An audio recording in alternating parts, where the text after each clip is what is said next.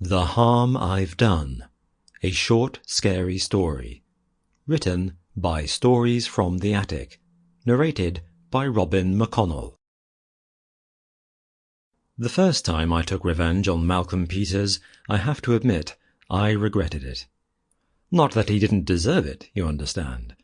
There was definitely justification for what I did, but somehow it felt awkward, staining, and wrong.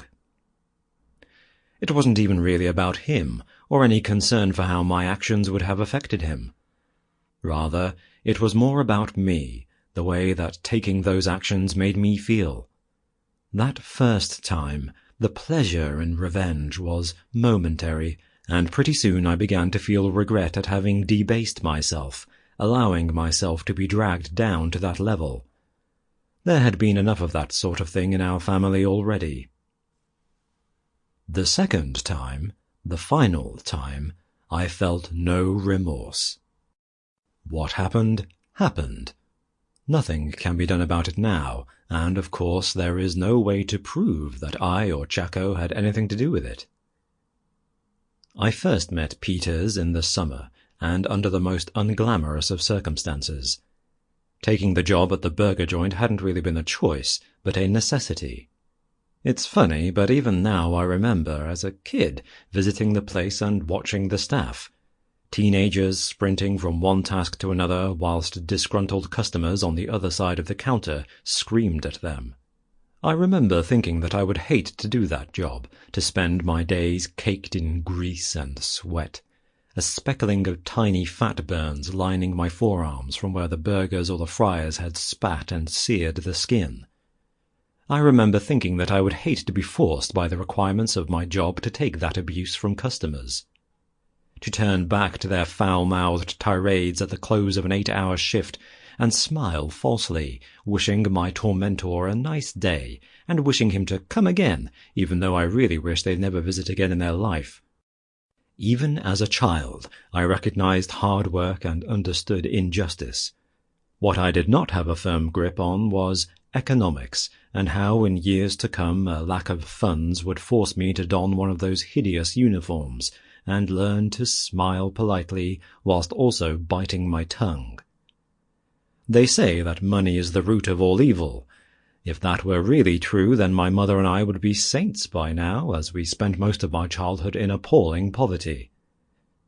When a parent died in the books I read at the local library, the son or daughter always inherited a fortune. Relatives were always dropping dead and providing the protagonists with unexpected windfalls in the form of property or riches.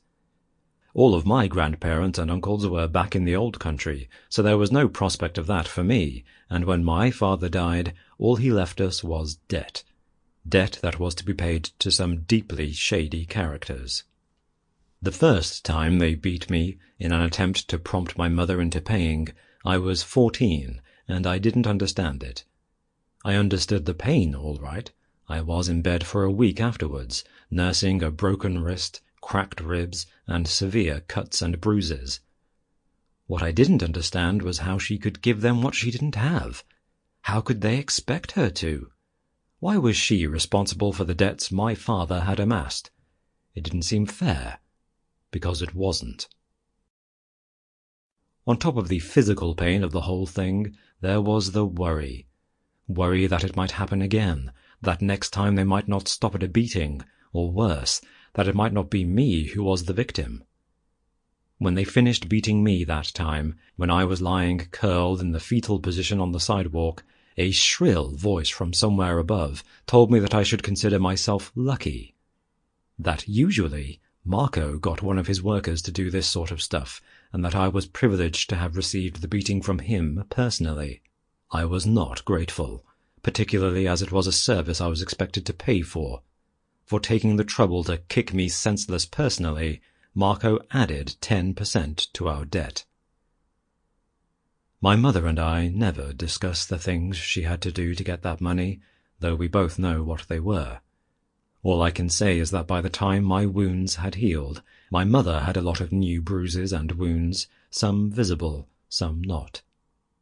She also had enough cash to pay the debt. She told me one night Sample complete. Ready to continue?